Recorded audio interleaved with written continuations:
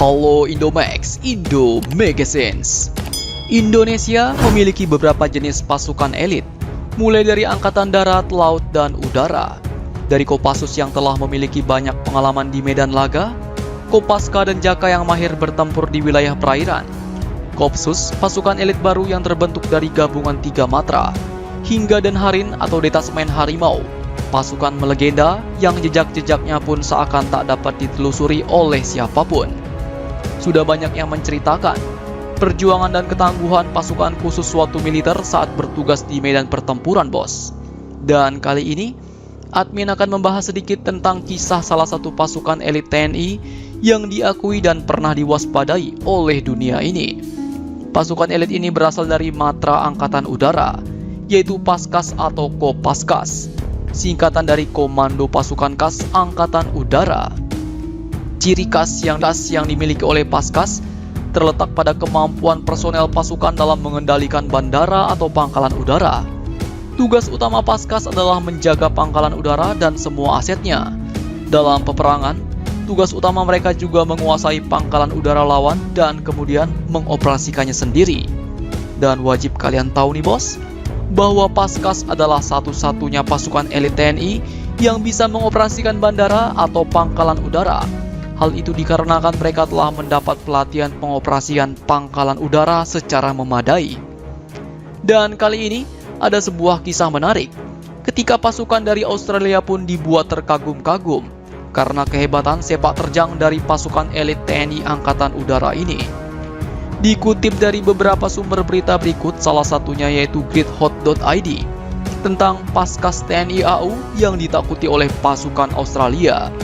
Sumber tersebut mengisahkan bahwa pada waktu itu personel Paskas yang bertugas di Bandara Internasional Komoro sangat mahir mengoperasikan bandara. Pasukan Australia pun akhirnya berubah menjadi segan terhadap para personel pasukan elit TNI Angkatan Udara ini, yaitu Paskas. Nah, kisah ini terjadi pada tahun 1999, ketika akhirnya wilayah Timor Timur terlepas dari Negara Kesatuan Republik Indonesia akibat referendum jejak pendapat yang diakui oleh PBB. Saat itu ketegangan masih berkecamuk di mana-mana, di semua wilayah Timor Timur yang sekarang menjadi negara Timor Leste. Warga Timor Timur yang lebih memilih NKRI pun ramai pindah ke Indonesia. Ketika referendum wilayah Timor Timur secara resmi diakui oleh PBB dan dunia, pasukan Republik Indonesia pun banyak yang akhirnya dipulangkan ke tanah air serta membawa semua perlengkapan tempurnya, bos. Iring-iringan atau konvoi pasukan pun secara teratur keluar dari wilayah Timor Timur dalam formasi siap tempur untuk mengantisipasi sewaktu-waktu jika ada serangan mendadak.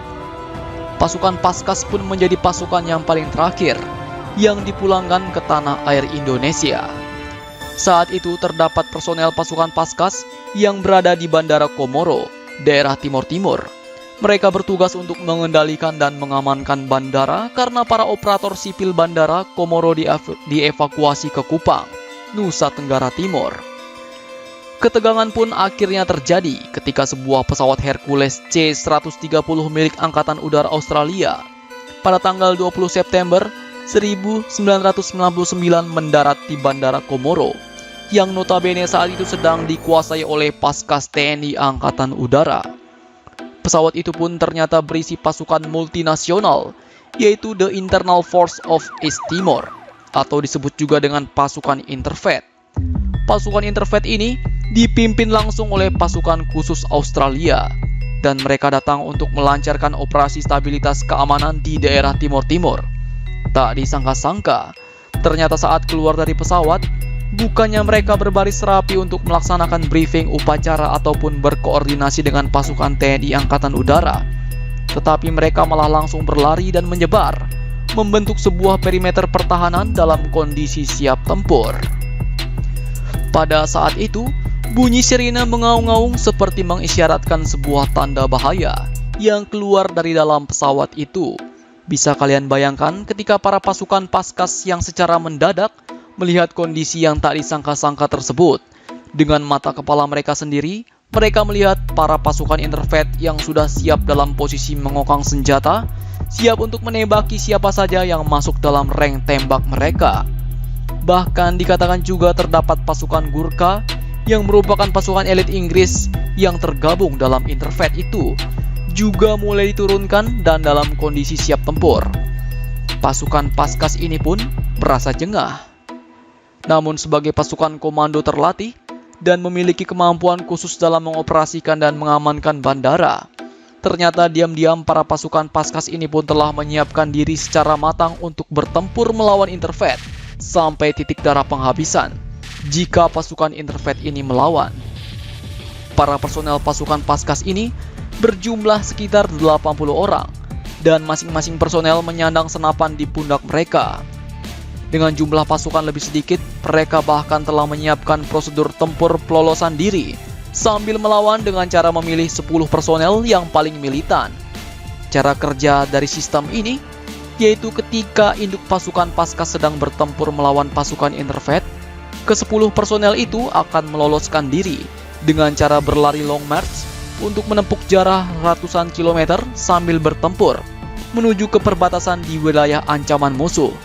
Teknik ini dikenal sebagai teknik SERE, yaitu Survival Evasion Resistant Escape. Tujuannya adalah untuk menyampaikan salam komando kepada Dankop Paskas dan seluruh jajaran serta petinggi TNI. Nah, namun sebelumnya bos, di balik semua ketegangan ini, ternyata para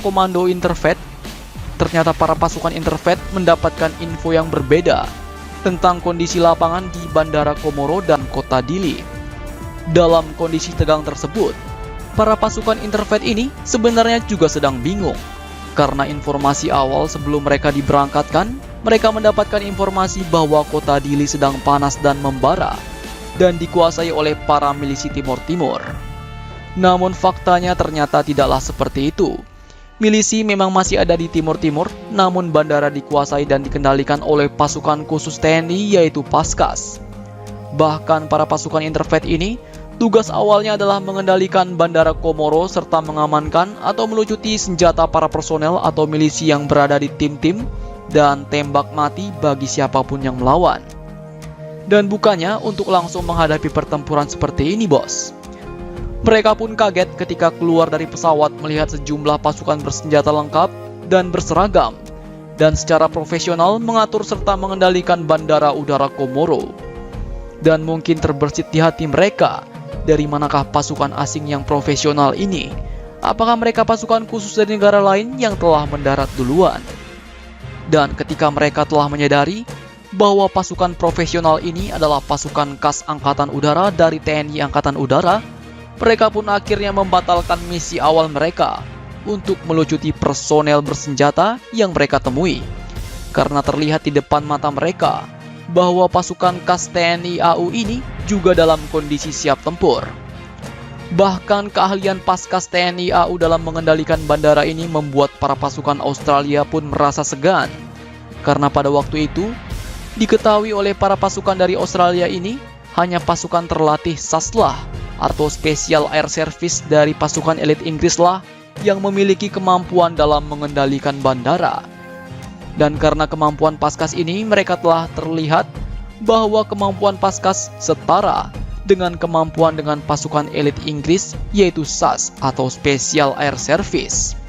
Dan akhirnya situasi pun kembali kondusif setelah petinggi militer Interfet tiba dan menyambut Pangkopsau II dari TNI Angkatan Udara.